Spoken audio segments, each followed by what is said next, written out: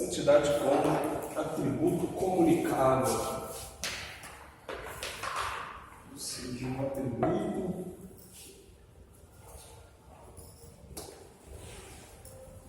compartilhado, o que a gente chama de atributo comunicável. E desses, primeiro que nós vamos ver é sobre a santidade.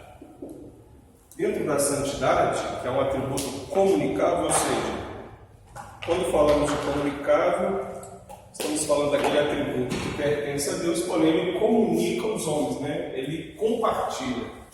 E dentro da santidade, tem um fator que a gente estuda, depois a gente entende isso, que é dentro da soteriologia, que é sobre a ordem da salvação, a gente estuda uma coisa que chama santidade. Santidade, deixa eu só relembrar aqui, só um minutinho.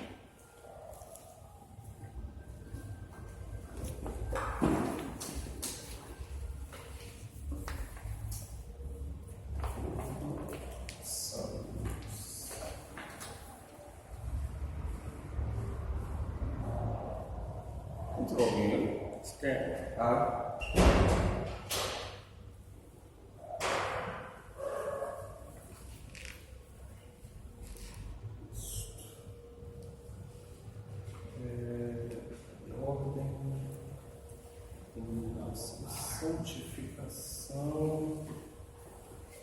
Isso. Uma coisa que a gente estuda é santificação definitiva e santidade ou santificação progressiva. Aqui dentro do atributo, nós vamos ver que esse princípio aqui de santidade é algo que Deus deu ao homem, né? Pensando em homem, a gente tem que pensar no primeiro homem, e esta santidade, ela vem por meio de toda a geração após Adão. Então Deus, ele atribui todos os homens com santidade, porque tudo aquilo que Deus cria, tudo aquilo que Deus criou, Deus, por meio deste atributo, ele santificou todas as coisas que ele criou. Aí depois, quando a gente estudar sobre salvação, a gente vai ver que tem dois sentidos de santidade. Uma santidade que é definitiva, que é essa daqui, onde Deus ele atribui essa santidade ao homem, e uma santidade progressiva, que aí é um estabelecimento do homem para com Deus. Na apostila aí, por favor, vou fazer essa primeira leitura, só para a gente poder começar a entender. O texto, ele diz assim: fala toda a congregação dos filhos de Israel, diz-lhes: santos sereis, porque eu, o Senhor vosso Deus, sou santo. Esse é o primeiro, vamos dizer assim, a primeira ordem que Deus dá quando ele começa a estabelecer a lei para o povo. E quando eles estavam dentro, né, da terra, dentro de Canaã, essa lei deveria ser ensinada para o povo, deveria ser lida. Lembrando que Deus dá a lei e o povo ainda não está dentro de Canaã ainda. Deus já está prevendo para o povo que quando eles entrassem dentro daquela terra, eles deveriam literalmente vivenciar toda aquela lei que Deus enviou por meio de Moisés e que estava escrita por meio dele. Esther, estamos na página 77, ok? Boa noite, a paz. Garrou de quem? Preocupa não. Tudo garrado. O texto que poderíamos aqui iniciar está localizado no livro de Levíticos. O primeiro que eu li foi no capítulo 19, o segundo é no capítulo 11, quando Deus diz assim: porque eu sou o Senhor vosso Deus. Portanto, vós vos santificareis e sereis santos, porque eu sou santo. Essa ordem aqui de Levíticos 11:44, quando Deus diz assim, porque eu sou o Senhor, vosso Deus, portanto, vós vos santificarei. Entra aqui dentro, Levíticos 11:44. entra aqui dentro, que é uma santidade progressiva. Ou seja, Deus nos fez santos, porém Ele mesmo dá uma ordem determinada, que é para a gente permanecer ou continuar a progredir no que se chama de santidade ou santificação. Continuando, diz assim: Deus sempre, em toda a sua plenitude, procurou mostrar e ensinar ao homem a plena necessidade de viver e ter uma vida santa. Desde a criação do homem, Deus sempre mostrou a urgência da obediência para com Ele mesmo e suas palavras. A Adão disse: mas da árvore do conhecimento do bem e do mal dela não comerás, porque no dia em que dela comeres, certamente morrerás. O que seria a santidade, senão uma separação real de todo o mal? Ou ainda uma separação para o serviço santo, abre parênteses, serviço esse que Adão exercia com excelência no Éden, que não abre precedentes para o erro, tampouco o engano e a imundícia. O comentário diz assim: o homem foi criado conforme a espécie de Deus, ou seja, de acordo com a sua natureza, o que prevê a final participação do homem na natureza divina. A imagem, no hebraico Selem, fala sobre a imagem mental, moral e espiritual de Deus. O homem veio à existência compartilhando de algo da natureza divina. Os atributos de Deus, como sua veracidade, sabedoria, amor, santidade e justiça, passam a ser atributos dos salvos, posto que parcialmente, ou seja, não absolutamente nem totalmente, apenas em partes. Isso eleva o homem muito acima do reino animal. O texto, de 2 Pedro 1,4 diz assim: pelas quais Ele nos tem dado grandíssimas e preciosas promessas, para que por elas fiqueis participantes da natureza divina. Participar da natureza divina está falando do atributo dele. Isto é finalzinho da página 77 e início da 78. Ok? Essa natureza divina aqui fala desses atributos de Deus. Ou seja, pelas quais Ele tem nos dado grandíssimas e preciosas promessas para que ficamos participantes. Ou seja, para que todos os atributos estejam em nós e possamos vivê-los, havendo escapado da corrupção que pela concupiscência há no mundo. Então Deus vem, por meio da santidade, Ele estabelece isso aqui a todo homem, independente se é crente ou não. Porém, a gente sabe que o homem se meteu em muitas confusões, conforme Salomão escreve no livro de Eclesiastes.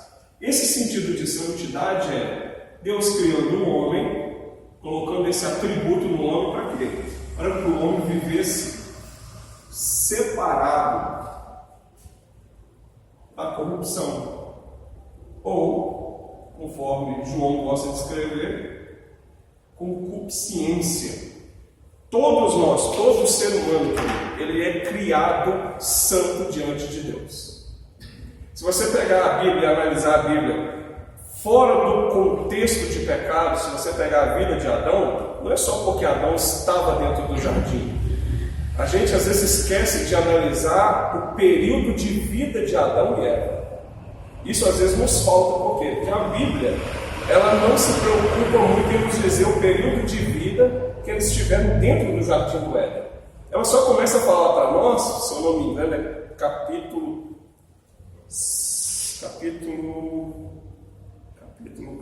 de Gênesis. Abre, por favor, Gênesis capítulo 5, por favor.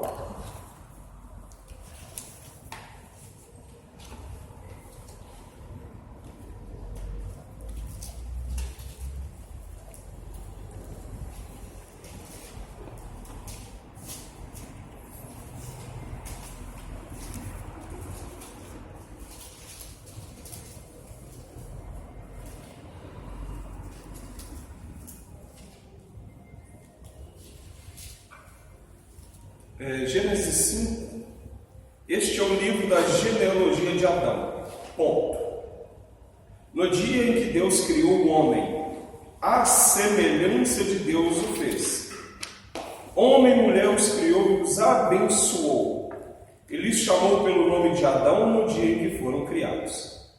Se a gente parar para pensar no versículo 1 e 2, às vezes isso aqui passa desapercebido, essa questão do atributo, porque Paulo ele chama, dependendo da tradução, ele chama atributo de coisas invisíveis de Deus. Você olha para o versículo 1 e 2 aqui de Gênesis, você vai ver que em Adão, Deus cria ele, primeiro, a sua semelhança. Então, toda a natureza que havia de Deus a respeito do seu caráter havia em Adão. Segunda coisa, Deus abençoa o homem em todas as coisas. Essa bênção aqui, por diversas vezes, a nossa mente ela acaba sendo um pouco limitada e a gente sempre pensa em bênçãos que é aquilo que é favorável a mim, que são coisas visíveis.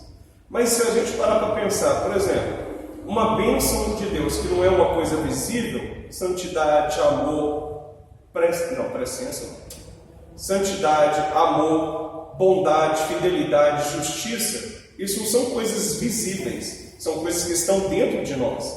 Então, se somos abençoados, por exemplo, com santidade, com veracidade, com justiça e com bondade, hoje nós atribuímos essas coisas ao Espírito Santo.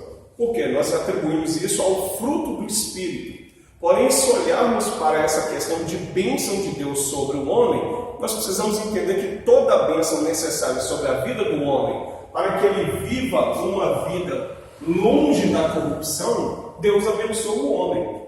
Ou seja, os atributos de Deus, que são coisas invisíveis, faz parte da nossa natureza, para que isso se transforme em coisas visíveis diante do outro. Quando olhamos para aqui, por exemplo, a gente pensa assim, este é o livro da genealogia de Adão. Versículo 3, viveu Adão 130 anos e gerou um filho e a sua semelhança, conforme a sua imagem, e lhe chamou Sete. Sete foi gerado quando Adão tinha 130 anos. Mas a pergunta é, 130 anos fora do Éden ou 130 anos de idade? E aí? E aí, Isaías? 130 anos fora do Éden ou 130 anos na sua idade completa? Não sei. Eu penso que fora, né? Mas tenho certeza não. E aí, Sérgio?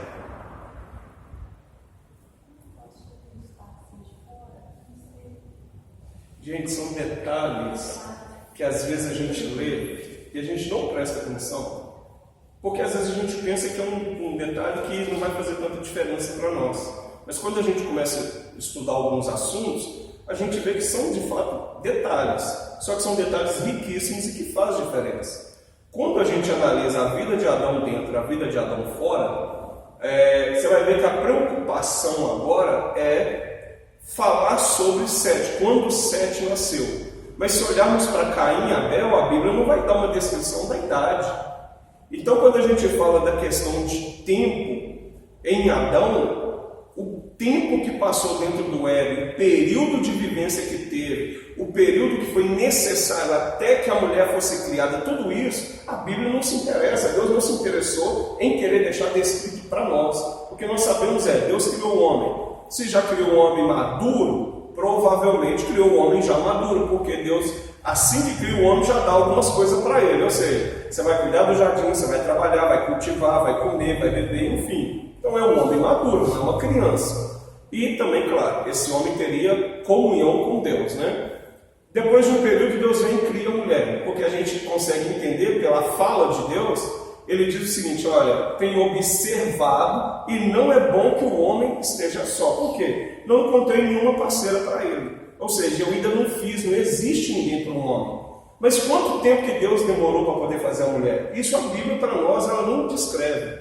Então veja, quando a gente pensa nisso, o período que Deus cria o homem já é criado longe de tudo que é corrupção. Não havia corrupção do homem, mas havia uma corrupção angelical. E o homem, ele não estava incutido nessa corrupção. Só que, infelizmente, a gente sabe, né, tem um desenrolar da história, que o homem acaba caindo, né, nesse contexto da corrupção angelical. Queridos, na apostila, por favor.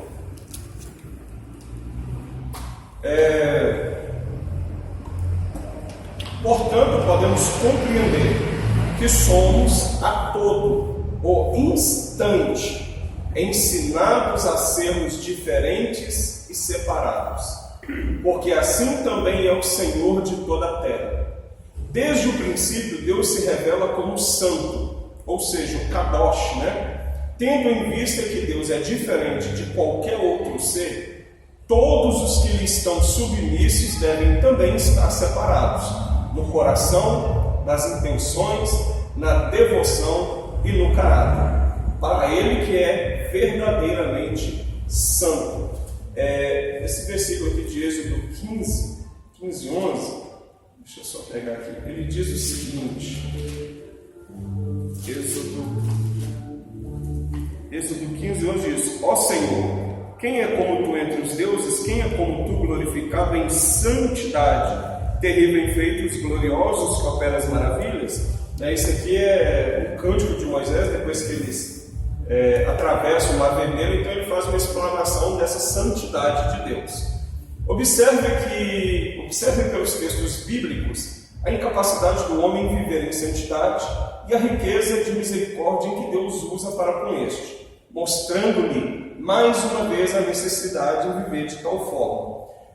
E guardai os meus estatutos e cumpri, eu sou o Senhor que vos santifica. Então disse eu: ai de mim, pois estou perdido, porque sou um homem de lábios impuros e habito no meio de um povo de impuros lábios. Os meus olhos viram o Rei, o Senhor dos exércitos. Essa questão da santidade é tão interessante que a gente vai ver que Deus, a preocupação de Deus ou a necessidade de Deus, se é que eu posso usar essa palavra, em comunicar essa santidade ao homem, é justamente para que o homem tivesse um atributo que desse total liberdade para o homem se aproximar de Deus. A gente vai ver depois no Novo Testamento que o Novo Testamento ensina para nós o quê? Sem santidade ou sem santificação, é impossível agradar a Deus. E o outro contexto é que sem santificação ninguém verá o Senhor. Então já é um atributo que está dentro de nós. O problema é que o pecado, ele combate contra a santidade. Ou seja, a santidade é um sentido para eu me separar de toda corrupção. Só que por causa da natureza pecaminosa que há dentro do homem, essa natureza pecaminosa, ela luta contra esse atributo ao ponto de eu não conseguir me distanciar da concupiscência. Por isso que a todo instante, desde Gênesis a Apocalipse, a gente sempre vai ver versículos desse tipo aqui. Guardai os meus estatutos, cumpra os meus estatutos. Por quê? Porque eu sou santo. Então o que isso significa? Se eu cumpro os estatutos, se eu ando na presença, se eu procuro obedecer, esta santificação, esta santidade, que é um atributo de Deus, ela vai prevalecer. Então isso não vai ter o quê? Espaço, se é que a gente diz assim, não vai ter espaço para o pecado. Porque quanto mais santidade, mais aproximação de Deus. E mais uma vez, querido, essa conversa de você não é santo é uma conversa mentirosa. A gente é santo sim, o problema é que a gente se mete em muitas confusões, Só que Deus fez todos nós santos. Mas Ele continua a dizer que nós devemos procurar a santificação. Isaías 30, 13 e 14 diz assim: por isto esta maldade vos será como a brecha de um alto muro que, formando uma barriga, está prestes a cair, e cuja quebra virá subitamente. E ele o quebrará como se quebra o vaso do oleiro, quebrando não se compadecerá, de modo que não se achará entre os seus pedaços um caco para tomar fogo do lar, ou tirar água da poça. Eis que a mão do Senhor não está encolhida. Esse aqui acho que a gente usa tanto para pregar quanto para aconselhar por causa de pecado. Só que dificilmente a gente usa ele para poder explicar para as pessoas que Deus nos fez santo. E nós precisamos disso. E Pedro, em 1,15, ele diz assim: mas como é santo aquele que vos chamou, sede vós também santos em toda a vossa maneira de viver. Aquilo que Deus já nos deu, precisamos colocar em prática. A prática é justamente a questão da santidade progressiva. Ou seja, todo santo dia precisamos utilizar ou buscar esta santidade que progressivamente, todo santo dia a gente precisa se afastar do pecado, se afastar da corrupção, se afastar das coisas erradas, enfim, de tudo aquilo que a Bíblia nos orienta. O segundo atributo que eu quero falar é sobre a verdade e fidelidade, que está na página 79. É um atributo, talvez, o atributo mais difícil de permanecer nele. Talvez, não estou dizendo que não, talvez.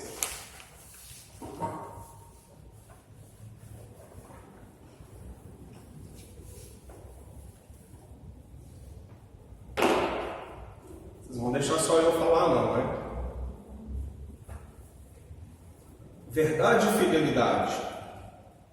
Este atributo está intrinsecamente ligado ao atributo da onipotência. Sabe-se que é impossível que Deus minta, conforme as Escrituras relatam. Temos aqui uma descrição daquilo que o próprio Deus faz e afirma. Deus é o Deus verdadeiro e todas suas palavras são fidedignas. Tudo que fala está baseado na verdade. E, devido à sua fidelidade, ela se cumpre. Outro fato que se liga à imutabilidade divina, ou seja, a sua fidelidade, a sua verdade está ligada diretamente à sua imutabilidade. Por quê? É impossível que ele minta. Se vai ter uma coisa que Deus nunca vai fazer, é a mentira, ou mentir. E a questão da fidelidade, ele nunca vai ser infiel. Pelo contrário, ele sempre vai ser fiel àquilo que ele diz, ou, como a gente gosta de dizer, àquilo que ele promete, né? O texto de Jeremias, 10, 11, diz assim: mas o Senhor é o verdadeiro Deus, Ele é o Deus vivo e o Rei eterno. Ao seu furor estremece a terra, e as nações não podem suportar a sua indignação. Assim lhe direis: os deuses que não fizeram os céus e a terra, esses perecerão da terra e de debaixo dos céus. Veja, o sentido de a gente encontrar alguns textos bíblicos que por vezes a gente não se atém muito àquilo que ele quer comunicar a gente, mas alguns textos, principalmente por meio de profetas, eles procuram proclamar aquilo que Deus é. Não é somente no sentido de profetizar aquilo que Deus ordena, mas de sempre trazer à luz para o povo aquilo que Deus é. Ou seja, aquilo que está ligado ao seu atributo e aquilo que está ligado à sua revelação ou ao seu nome. Se olharmos para Moisés chega diante do povo e ele vai revelar o nome de Deus. Se a gente olhar para Abraão, por exemplo, em Gênesis 17, se eu não me engano, Deus chama Abraão e Deus diz assim: olhando na minha presença e seja perfeito, eu sou o Deus Todo-Poderoso. Ou seja, eu sou o El Shaddai. Então, Deus ou ele traz a característica do seu nome, ou muitas das vezes a característica do seu atributo. Todo profeta, a gente vai ver, todo profeta que teve o seu livro escrito, ou as suas profecias, eles sempre procuram atribuir a Deus alguma coisa relacionada ao seu atributo. Sempre. Se a gente olhar para o rei Davi, os salmos que ele escreve, a gente sempre vai ver ele dando a Deus a glória que é devido a ele. Só que ele vai dizer para Deus, ou ele vai escrever sobre Deus, sempre tratando Deus de uma forma diferente, sempre atribuindo alguns nomes a Deus de um jeito diferente. Então, às vezes, a gente repete isso nas nossas orações, às vezes nos nossos cânticos, nos nossos teatros e por aí, só que muitas das vezes a gente faz uma coisa meio que mecânica. Às vezes a gente não está entendendo mesmo aquilo que a gente está falando. Por quê? Se a gente pega aqui o texto de Jeremias 10, ele diz: mas o Senhor é o verdadeiro Deus, Ele é o Deus vivo e o Rei eterno, ao seu furor estremece a terra, e as nações não podem suportar a sua indignação. Veja, o profeta diz: o Senhor é o verdadeiro Deus, ou seja, toda a verdade e fidelidade está em Deus, isso é atributo dele. A gente pode orar, pode falar, pode clamar a Deus dessa forma. Só que às vezes o nosso entendimento daquilo que estamos falando é um entendimento que ainda não é racional. Ou seja, Paulo fala que a sua oração, ela tem que ser uma oração racional. Nós precisamos entender o que estamos falando. Então, quando a gente vira para Deus e fala, nas nossas orações, que Ele é o verdadeiro, ou que a verdade emana dele, nós precisamos entender que isso daqui é atributo de Deus. E por isso ser um atributo de Deus, nós precisamos compreender aquilo que nós estamos orando. Ou muitas das vezes, falando, ou cantando, enfim. Porque às vezes a gente canta muito, mas a gente não entende tudo aquilo que a gente está cantando. A melodia é muito bonita, a letra mais ainda, e é uma letra, enfim, lá da letra lá que pega com a outra, aquele negócio todo. Só que veja, a gente precisa compreender aquilo que nós estamos falando a respeito do atributo de Deus. Paulo ele sempre procurou ensinar isso, e talvez pode ser esse um dos dilemas do apóstolo Pedro, que diz que os escritos de Paulo é de difícil compreensão. Veja, um apóstolo a falar a respeito do outro, fala assim, olha, às vezes o escrito dele é de difícil compreensão, não é tão fácil assim. Aquilo que ele escreve para a igreja não é tão simples. Porque Paulo, entendo eu, que ele quer que a igreja chegue a um conhecimento de Deus, não um conhecimento raso, mas ele quer que a igreja tenha um conhecimento tão profundo desse Deus, ao ponto do céu se abrir para esse povo, que é mais ou menos aquilo que a gente entende. Ele teve um conhecimento, teve uma vida totalmente diferente daquilo que a gente vê dos outros apóstolos, não que os outros não fizeram nada, mas quando você vê os relatos de Paulo, eu gosto muito quando ele relata lá em Coríntios 11, que ele vai falar sobre a ceia do Senhor. Ali tem um detalhe muito interessante, que ele diz o seguinte, olha, o que eu recebi do Senhor eu também vos ensinei. No dia que Jesus instituiu a ceia, Paulo não estava lá. Tinha 11 homens com Jesus. Paulo estava ainda naquele projeto de querer perseguir, querer entrar na casa das pessoas dentro desse propósito. A pergunta é, quem foi que ensinou para ele? Ele escreve lá, porque eu aprendi do Senhor. Não foi em nenhuma igreja, não foi em nenhum apóstolo, não foi em nenhuma reunião, muito menos quando ele estava lá na Arábia aos 14 anos. A questão é, quem ensinou para ele foi o próprio Senhor. Aí eu pergunto para cada um de nós, isso serve para mim, como foi que o Senhor ensinou ele? Como? O que você acha, Samuel? Como você acha que o Senhor ensinou para ele isso? E detalhe, né? Ele dá os detalhes do que acontece no dia, ou na noite, né? Que era a noite. Ele dá os detalhes. Mas ele diz, o que eu aprendi do Senhor, eu vos ensinei. E os detalhes é riquíssimo, né? A noite que ele foi traído, tendo tomado pão.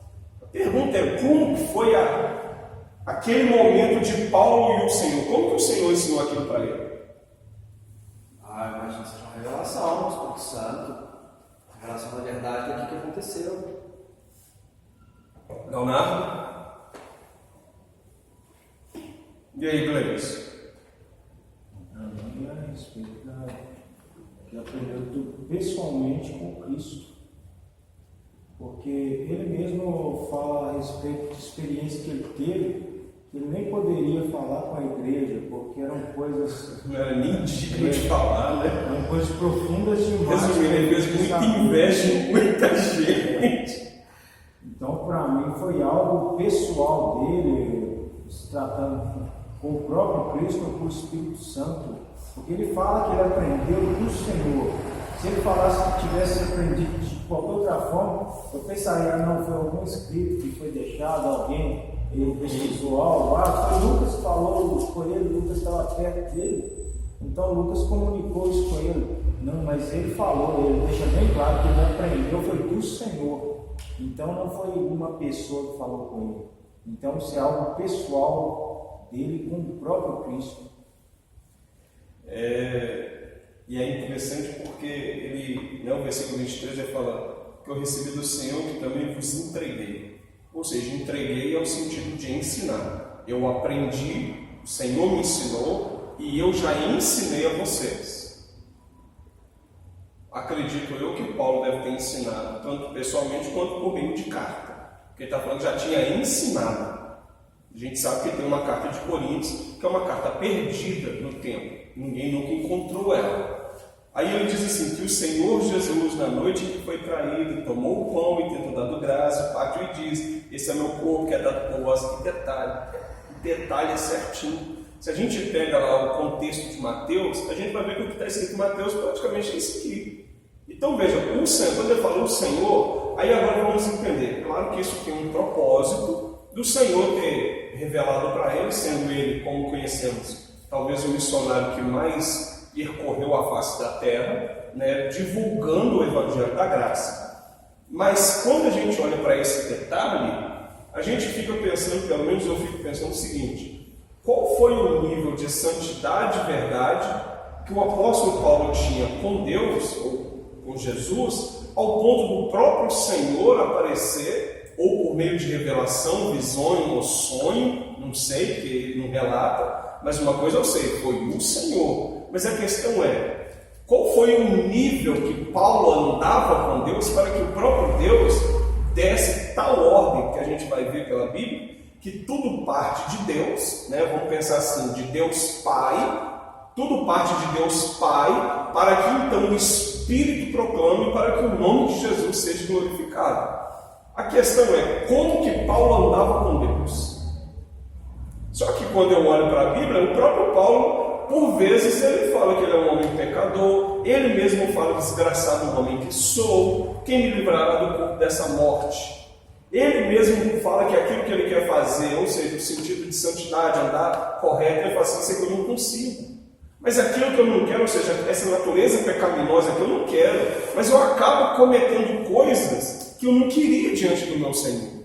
Só que aqui, quando a gente olha para isso, a gente vai ver que Paulo ele quer viver um sentido de verdade com Deus, que é esse atributo que é comunicado a nós, que nós também precisamos. Ou seja, quando a gente diz assim, que nós vivemos, né, segundo o atributo que Deus deu a nós, andamos em fidelidade e verdade. Lembrando que essa palavra aqui, gente, fidelidade, essa palavra aqui está ligada à fé. Porque fé para nós, na nossa língua portuguesa, fé, na nossa língua portuguesa, ela não é verbo, ela é sinônimo. Só que o sentido progressivo da fé, se a gente perguntar assim, o que é fé? Se eu perguntar o que é fé, Hebreus 11:1 não vale. Aquele é o meio técnico. A pergunta é, se você for falar assim, fé é isso aqui, ó. Gente, fé é nada mais, nada menos que isso aqui, ó, fidelidade.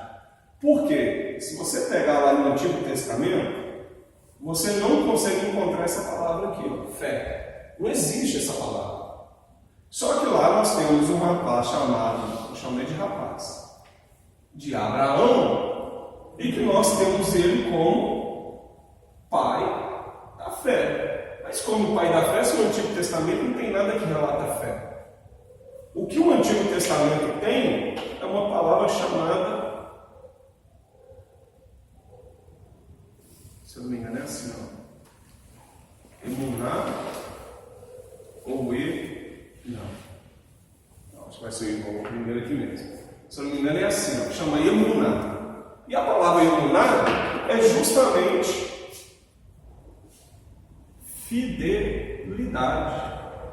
Claro que sempre fidelidade em Deus, né? Claro. Então veja, se olharmos para esse, eu estou pegando Paulo aqui como um detalhe, né? Se pegarmos o apóstolo Paulo, para poder entender esse sentido dele, não somente ter essa autoridade para escrever as cartas, mas também essa autoridade para dizer assim, ó, eu recebi do Senhor. Porque a igreja poderia colocar em xeque. Você recebeu do Senhor? Mas como que você recebeu? Podia ser uma indagação da igreja. Ué, Samuel, você recebeu da igreja de Jesus, mas recebeu como? Por que Jesus só aparece para você? Aí você deveria ter uma rebelião, né? É Moisés, Corá, Datã e Abirão. Por que ele só aparece para você, Isaías? Por que, Esther? Você é o que? Você é a princesa do reinado lá? Ele só aparece para você? Não aparece para mais ninguém, não? A questão é como vivemos com Ele, como esses atributos têm influenciado a nossa vida. Como? Que ponto é que eu posso dizer que eu ando com Deus? E aí eu vou lembrar, de um cidadão chamado Enoque, que um dia me fizeram uma pergunta sobre Enoque, e assim, eu busquei para responder. Fizeram a pergunta assim: por que Deus tomou Enoque para si? Sendo que não fala muito dele. Fala que ele andou com Deus, Deus tomou para si e pronto. A única solução que eu encontrei foi Enoque, era dos dias de Noé. Nos dias de Noé havia muita corrupção. Se havia muita corrupção, só tem um jeito de Enoque ter sido tomado para Deus.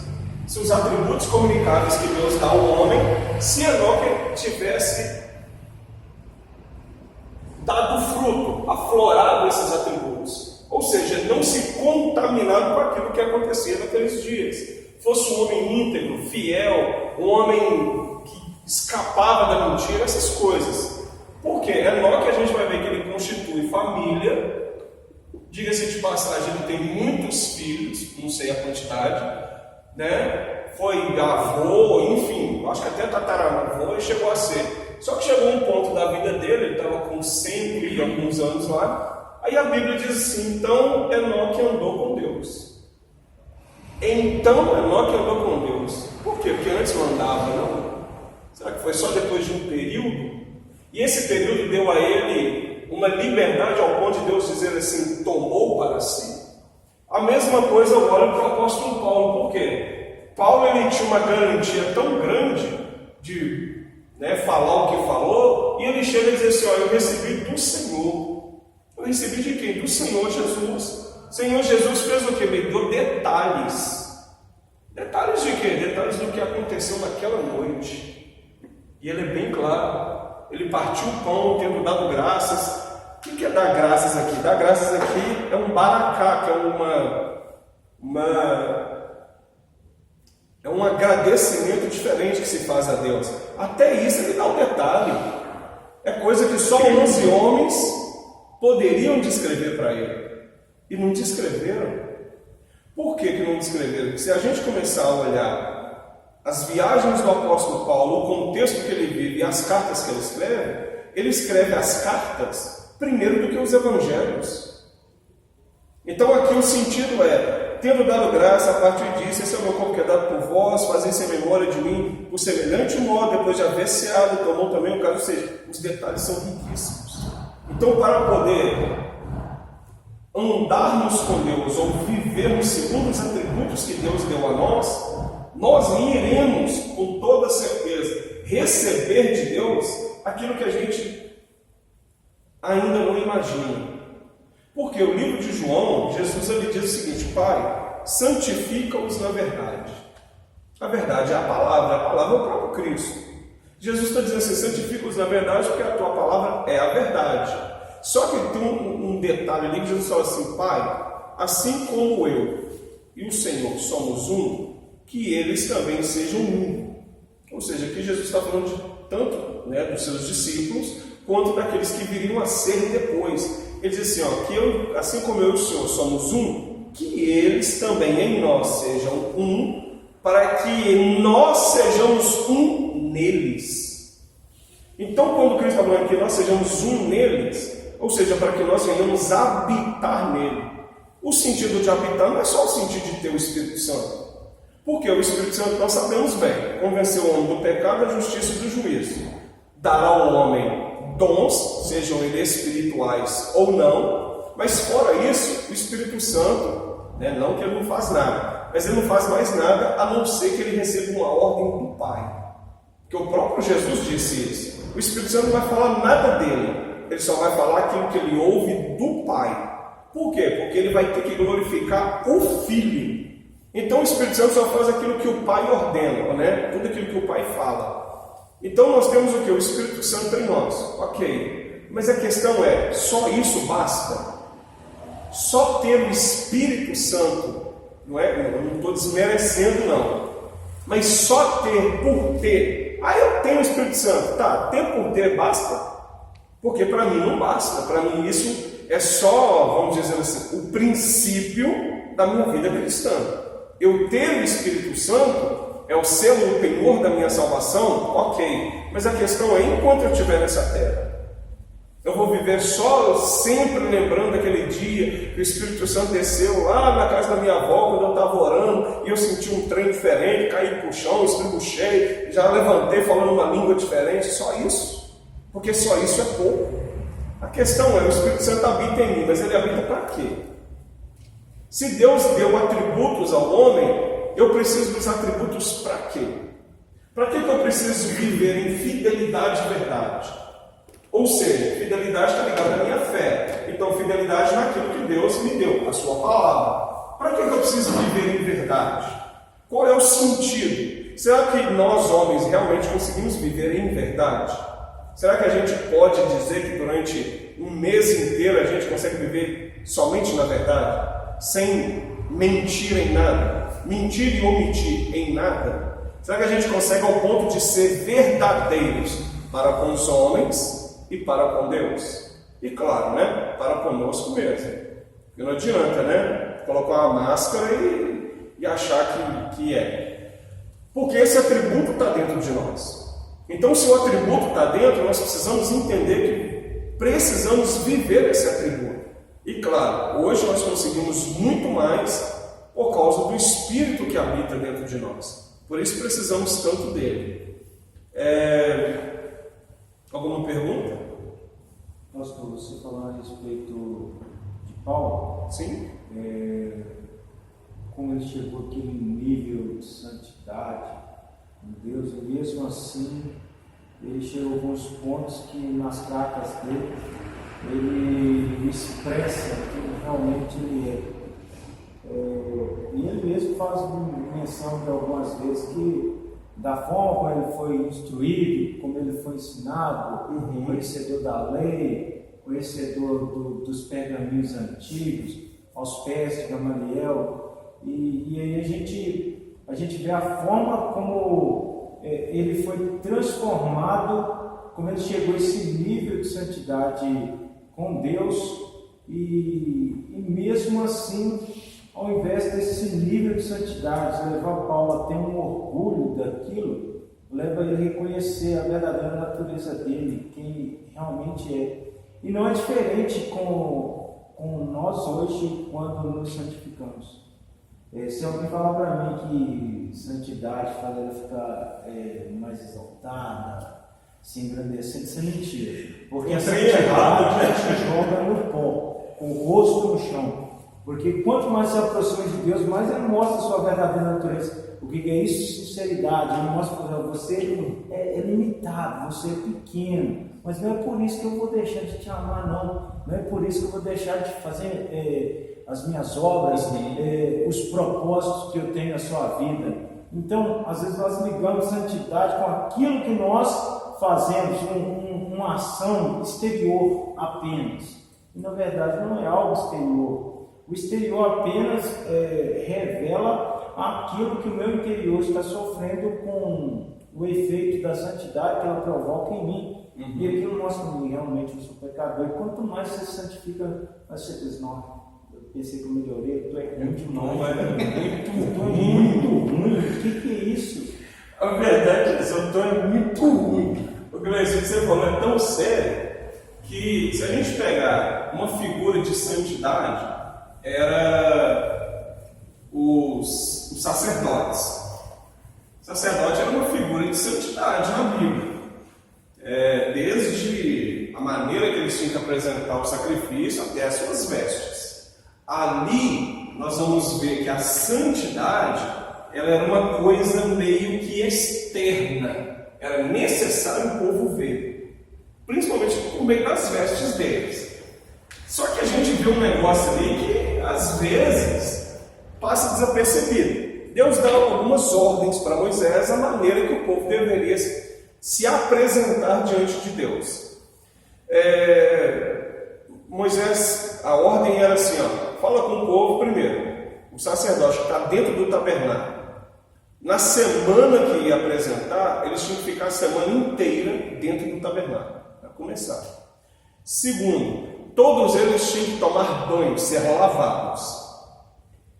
Outra, as suas roupas de baixo tinham que ser roupas de linho. Roupa de linho coça, mano. Eles não poderiam suar. Se suasse, tinha que trocar.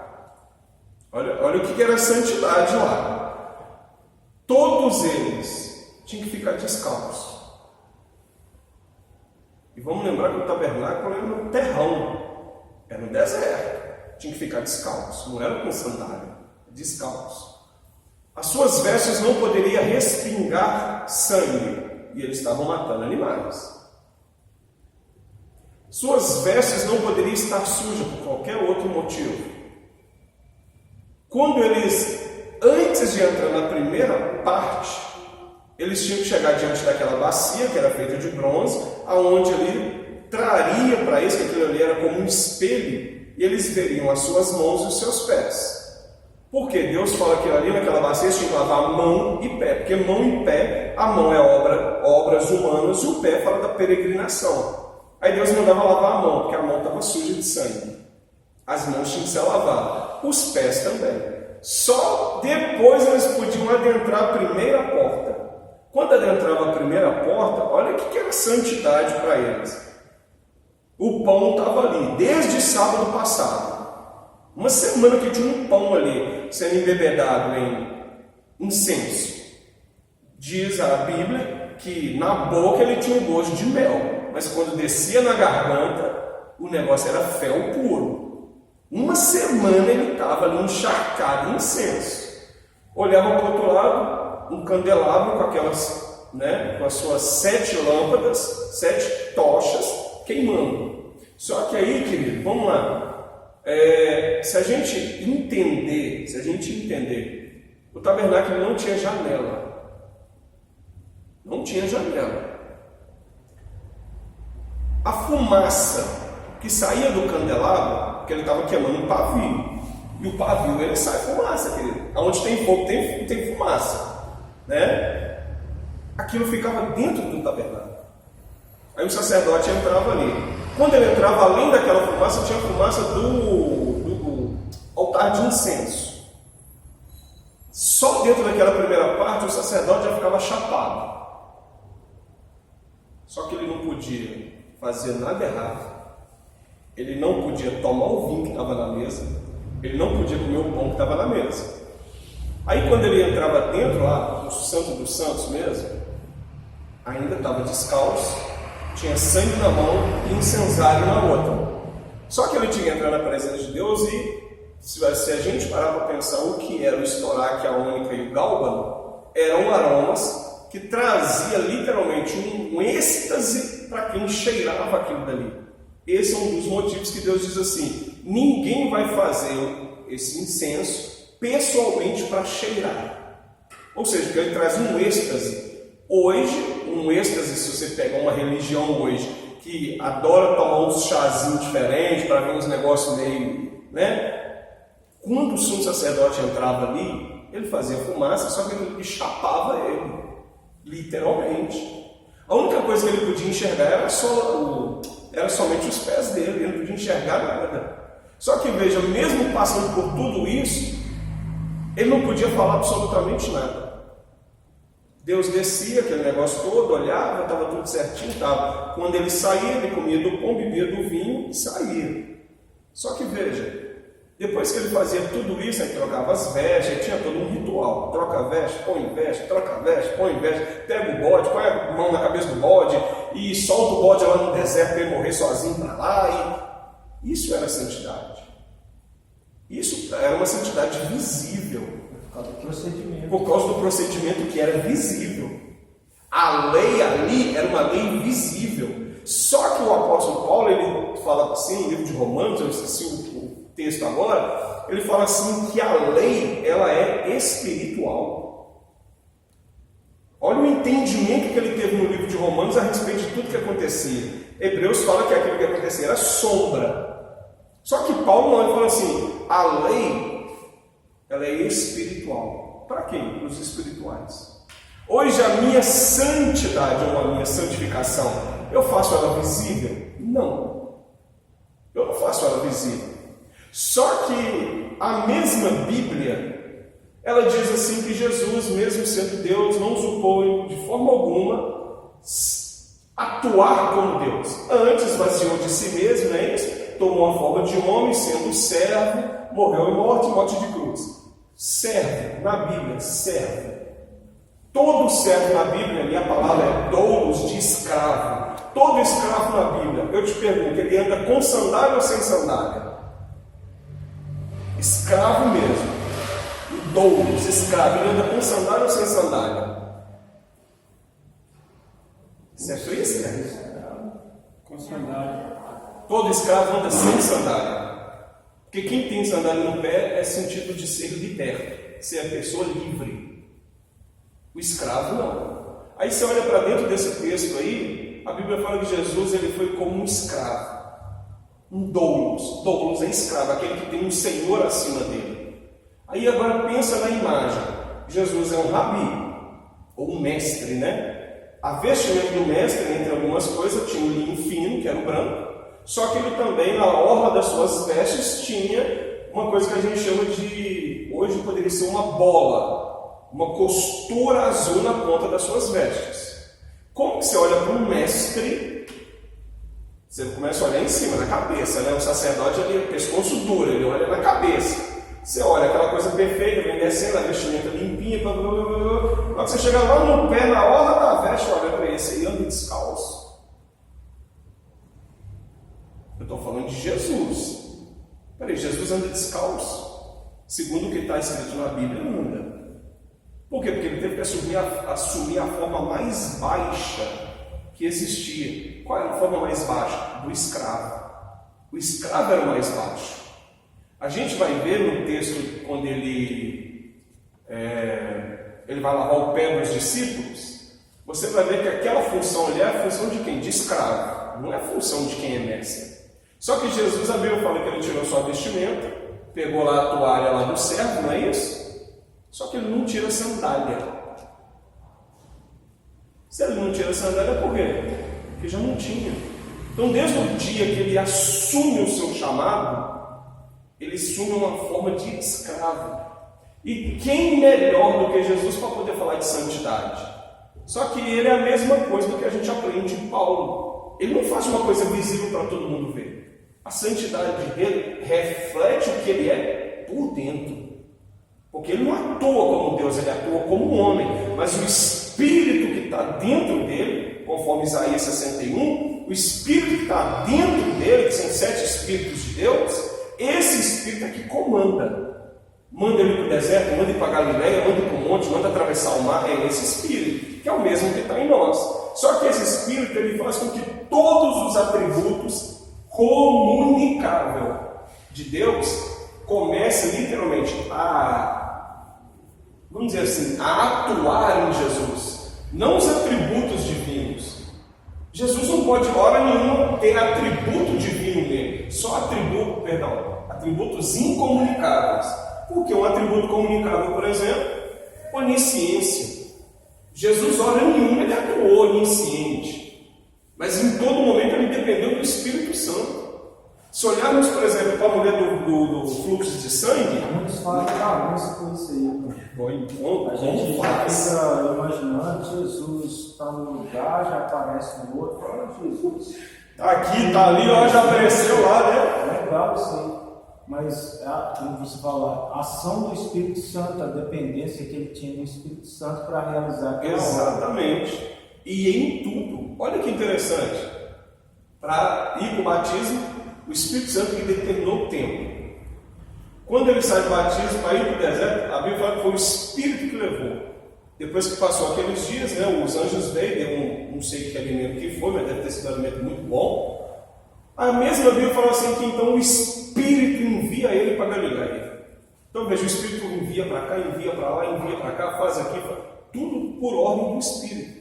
Aí você olha para essa situação, você vai lá na mulher do fluxo de sangue. As ruas de Jerusalém são ruas apertadas, mesmo na nossa época. São ruas apertadas, não é a rua como a gente conhece, que essas coisas largas, né? Aí você pensa, a multidão está espremendo ele. O próprio apóstolo Pedro fala isso com ele. Mas aí ele fala assim, não, saiu virtude de mim, ou seja, aquilo que está dentro de mim, o Espírito, essa virtude que é do Espírito que habita em mim, saiu. Por meio de, eu não apaguei, por meio de quê? Da fidelidade, da fé. Senhor, um monte de gente apertando, você endoidou, foi? Não, saiu, alguém tocou. Ou seja, alguém tocou diferente. Se você for entender, a mulher toca ele aonde? É na orla da veste. E a orla da veste é o quê? É o único lugar que tinha um símbolo, que aquele homem ali, ele era diferente. Quando ela toca, ele sente saindo virtude, ele para, né? Ó, saiu virtude, não sei o que. Veja, ele não sabe que ele toca nele. Porque o Espírito Santo não quis mostrar quem tinha tocado. A mulher se apresenta. Quando a mulher se apresenta, aí que ele dá continuidade na conversa. Fora isso, não. Ou seja, tudo isso emana do Espírito. Jesus foi o que mais conseguiu viver. Ou seja, todos esses atributos comunicáveis, Jesus foi o que na íntegra conseguiu viver.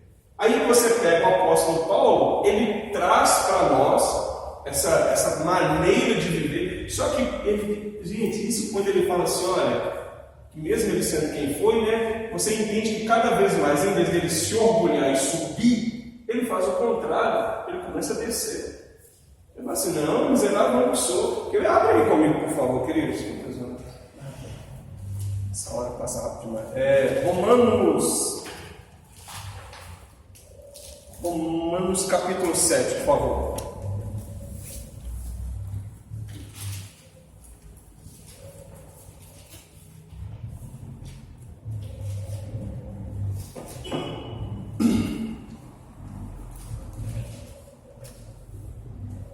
Romanos capítulo 7, verso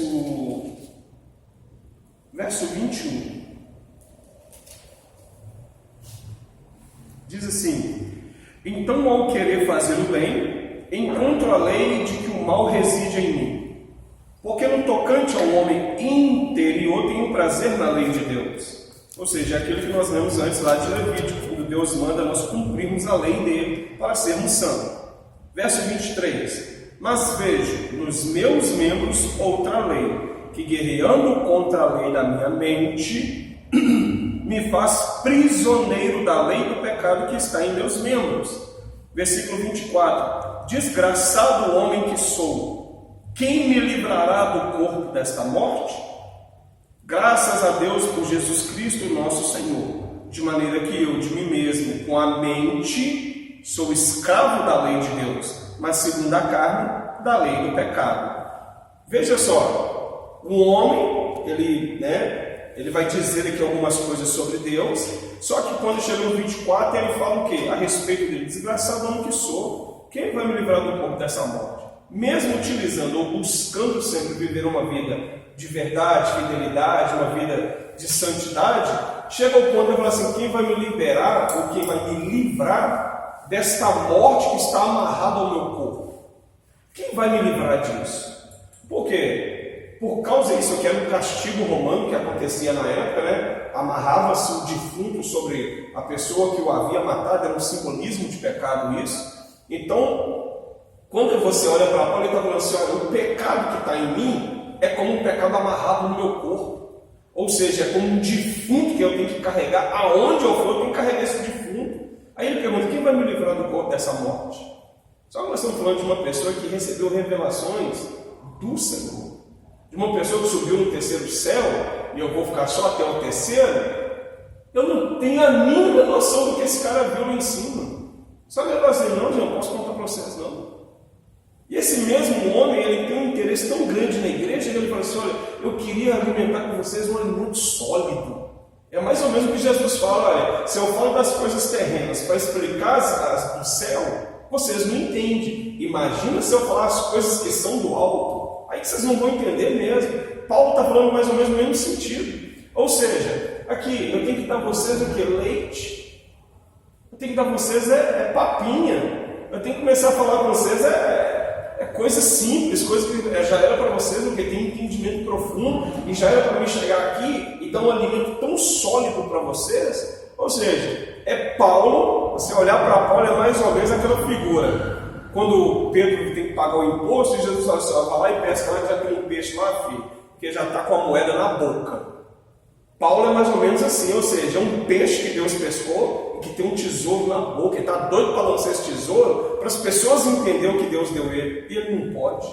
Por que ele não pode? Senão as pessoas não vão conseguir compreender. A mesma coisa acontece com a gente.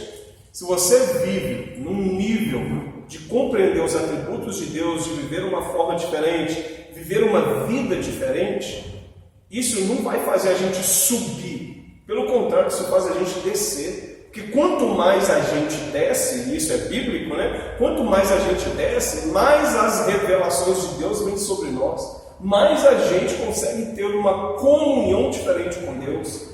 Né? A nossa palavra é essa, né? Comunhão com Deus. E quem tem comunhão com Deus, Deus se relaciona com Ele. A mesma coisa se olharmos para Adão. Eu fico pensando as coisas que Deus não falava com Adão. Sabe, a Bíblia não relata, Deus não quis que a gente soubesse. Mas imagina, para que Deus ia descer, né, ali naquele jardim, passar a virada do dia ali com Adão, e sabe lá que hora que ele ia embora, mas não importa se ele ficasse meia hora, um dia, a noite toda, não importa. A questão é o que Deus proseava com Adão.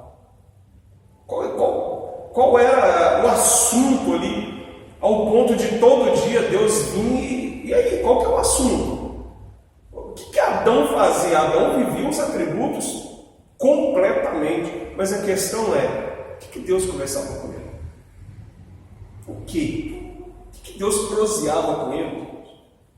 Para a gente finalizar aqui, parar para tomar um café, abre comigo aí Isaías 53. 53.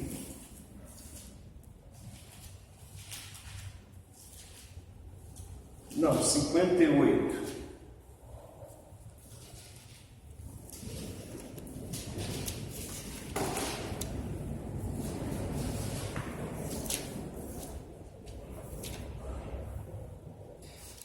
Isaías 58, verso 6. Diz assim: porventura, não é este o jejum que escolhi? 2 pontos. Que solte as ligaduras da impiedade, desfaça as ataduras da servidão, deixe livres os oprimidos e despedace todo o jugo? Porventura não é também que repartas o teu pão com o faminto, e recolha em casa os pobres desabrigados, e se vires o nu, o cubras, e não te escondas do teu semelhante? Então romperá a tua luz como a alva, a tua cura brotará sem detença, a tua justiça irá diante de ti, e a glória do Senhor será a tua retaguarda. Então clamarás e o Senhor responderá, gritará por socorro e ele dirá: eis-me aqui. Qual de nós aqui que já gritou por ele e ele respondeu desse jeito aí? Qual de nós aqui que já ouviu a voz dele ao ponto dele dizer assim: eis-me aqui, filho, fala comigo? Não é programa da Universal não, mas eis-me aqui, fala que eu te escuto. Qual de nós que pode chegar ao ponto de dizer isso? Aí eu continuo no finalzinho do versículo, né? Aí Deus diz assim: se tirares do meio de ti o jugo, o dedo que ameaça, o falar injurioso, se abrires a tua alma ao faminto e fartares a alma aflita, então a tua luz nascerá nas trevas e a tua escuridão será como o meio-dia. Ao ponto que Deus quer que a gente chegue com Ele. Ele quer que a gente chegue no seguinte ponto: quando a gente clamar por Ele, Ele vai responder: eis-me aqui. Aí então a gente volta para finalizar aqui na apostila, na página 81, por favor. A gente finaliza a verdade e fidelidade.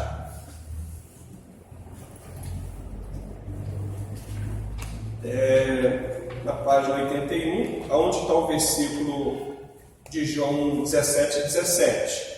Santifica-os na verdade, a tua palavra é a verdade. Dentro deste texto, entendemos que a verdade é o grande instrumento da santificação de todos os que creem. Esse instrumento é utilizado pelo Espírito Santo para produzir a transformação moral necessária. Champlin acertadamente descreve que, neste caso, é aquela mensagem divina relativa a Jesus Cristo, a mensagem messiânica, a mensagem de que Cristo veio da parte do Pai a fim de realizar uma missão específica, que Cristo é o Logos eterno, o Logos encarnado, o Logos post-encarnado, o que é subentendido nas diversas afirmativas de Cristo de que voltaria para o Pai. Disse-lhe Jesus: eu sou o caminho, a verdade e a vida, e ninguém vem ao Pai senão por mim. Verdade, fidelidade. Nós precisamos andar e viver dentro desse atributo, que é um atributo que Deus nos deu. Não é uma coisa simplesmente que a mãe da gente, o pai da gente, educa a gente, não. Bem que, né? Geralmente quando a gente é criança, geralmente o pai e a mãe, né? Geralmente eles ensinam umas coisas meio diferentes para a gente. Ensinam a gente a falar mentira mesmo. Só que isso não é uma coisa que pai e mãe ensinam, é uma coisa que nós temos, porque Deus nos deu esse atributo. Então, como pai e mãe, nós precisamos apenas fazer isso fluir em nossos filhos. Essa aqui é a verdade. Ou seja, verdade e fidelidade. Ou aprendemos a viver dessa forma, ou então nós nunca teremos uma absoluta ou um absoluto entendimento do que é ter esse atributo de Deus. Depois do café nós vamos falar sobre o amor, queridos. Vamos tomar café?